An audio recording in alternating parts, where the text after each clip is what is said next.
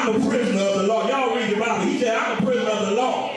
The reason I know I'm a prisoner of the Lord, because the God I serve, if he didn't want me here, I wouldn't be here. Rome could bring me here and they could chain me down, but if my God didn't want me here, he could set me free and open up the door. I'm here on God's business. And Paul's desire was in spite of his less than ideal circumstances, that he might bring others to faith in Jesus Christ. Ain't that some kind of brother? You in prison, but you're concerned about saving somebody in prison. Paul wasn't afraid or ashamed to talk to the prison guards. Talk to his fellow prisoners. And even talk to those who were in authority. You know why? Because he had something to talk about. Now, most folk that run their mouth ain't talking about that. If you talk about somebody else's business, you ain't talking about that. But then the saint got something to talk about. When you think about how good God's been to you, where the Lord has brought you from, what he brought you through, and what he brought you to, you got something to talk about.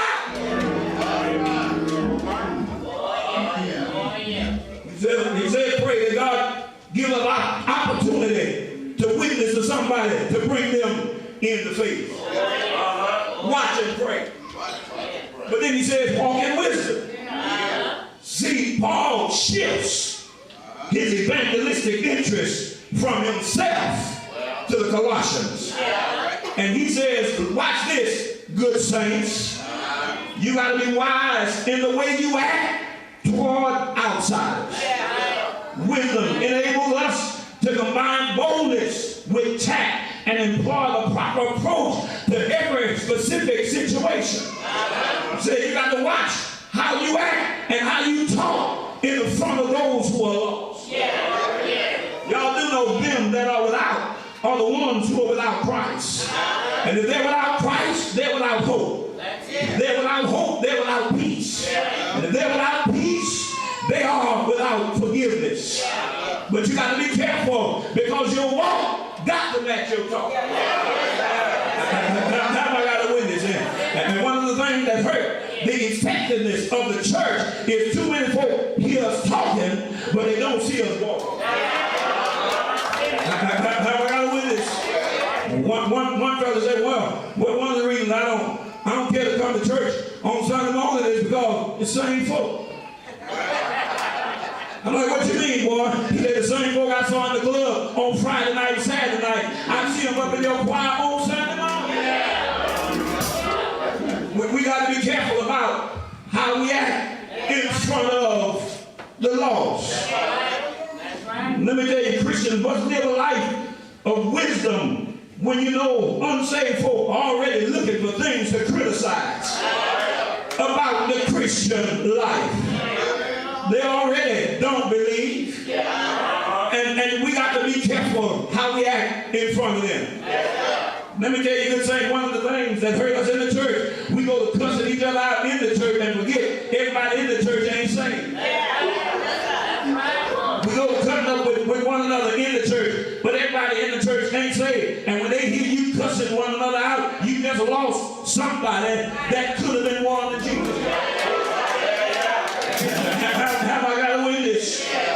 We got to walk honestly toward them. In other words, we got to redeem the time. We got to buy back the time. That means take every opportunity that comes to tell somebody about Jesus Christ. Have I got a witness? All the places that we thought were safe are no longer safe. The world has become more and more tasteless because the world has become more and more out of order. And I can deal with that out of order for a while here. Tonight, I got to kind of cut it short because I don't want to keep it too long.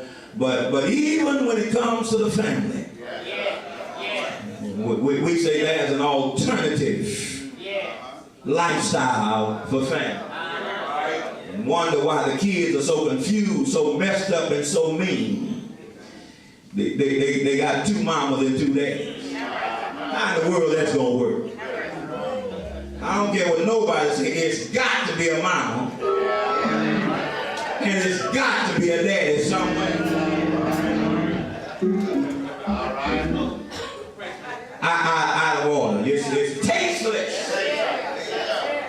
The school teachers, everybody's got to conform to what the tasteless world has to offer. School teachers, they got to be careful about how they treat students, because some of the students have two mamas or two daddies, and you got to be careful what you say. You got to be sensitive to what tasteless world. And the only way this world is going to have some flavor is that God's people don't have to give it some flavor. Have I got a witness?